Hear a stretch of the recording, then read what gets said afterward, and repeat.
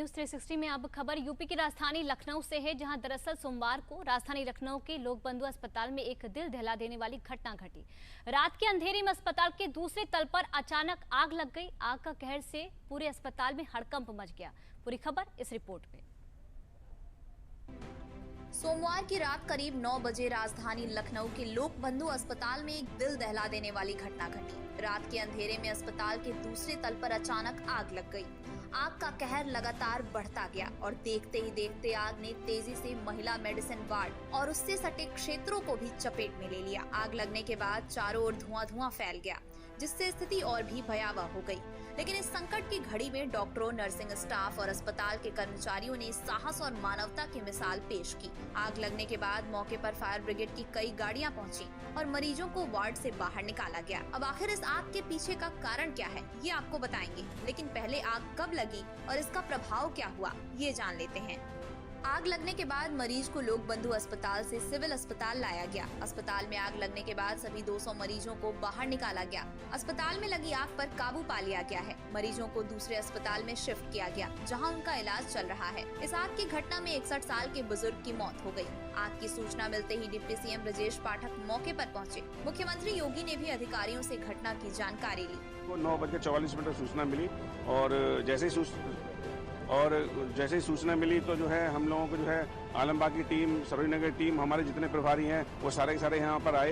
तो पता लगा जो है लोग बाग आग लगने की वजह से जो है कुछ जो है खिड़कियों से झांक रहे थे, और कूदने का प्रयास कर रहे थे जो है खिड़कियों से। तो हमारी तत्काल जो है हमारी टीम जो है कई सारे भागों में जो है डिवाइड हुई और कुछ लोगों ने रेस्क्यू का काम किया।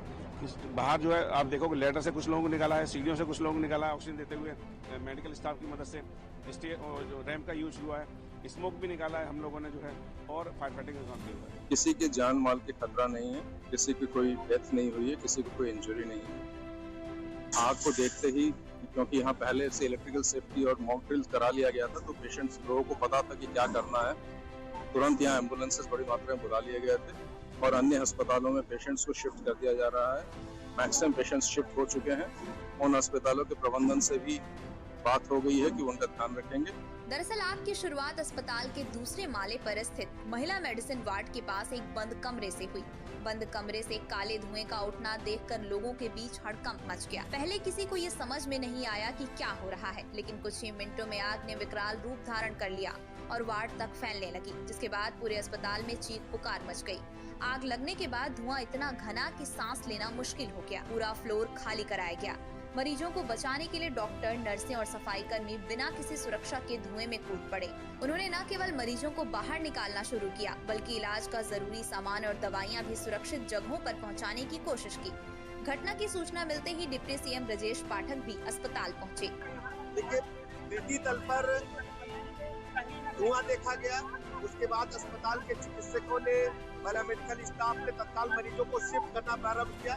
लगभग 200 मरीजों को शिफ्ट किया गया है और जिनका विभिन्न अस्पतालों में इलाज चल रहा है। KGMU में सीरियस मरीजों को भेजा है, बलरामपुर सिविल में भी भेजा है। अब कोई चिंता की बात नहीं है। फायर ब्रिगेड के कर्मचारी, अधिकारी बिल्डिंग के अंदर आग बुझाने का काम कर रहे हैं। इस भीषण आग में सबसे ज्यादा चुनौती ICU में भर्ती मरीजों को निकालने में आई।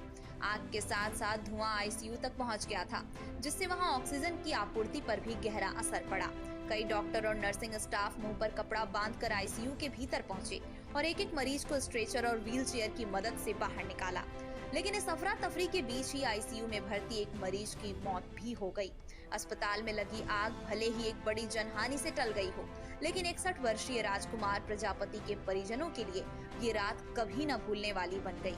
देखिए, लोकबंधु हॉस्पिटल में आग लगने की सूचना जैसे प्राप्त हुई, फायर एंड रेस्क्यू डिपार्टमेंट के टीम के द्वारा मौके पे पहुंचकर रेस्क्यू की प्रोसेस को प्रारंभ किया गया था। जिस बिल्डिंग में आग लगी थी वो ICU और एक फीमेल वार्ड वहाँ पे मौजूद था। वहाँ पे जितने भी मरीज एडमिटेड थे उनको, सारे लोगों को सकुशल बाहर निकाल करके सुरक्षित तरीके से उनको रेस्क्यू किया गया। यहाँ लोकबंधु हॉस्पिटल में आग लगने की सूचना थी। इसके पश्चात कल ही फायर ब्रिगेड को यहाँ पे लगाया गया और लगा के हमारे मरीज थे यहाँ पे उनको इवैक्यूएट किया गया और इवैक्यूएट कर उनको निकटस्थ अस्पतालों में शिफ्ट कर दिया गया। वहीं अब इस मामले के तह तक जाने के लिए जांच भी तेज हो गई है। लखनऊ में आग की इस घटना पर उप मुख्यमंत्री ब्रजेश पाठक ने कहा कि सरकार ने घटना को गंभीरता से लिया है।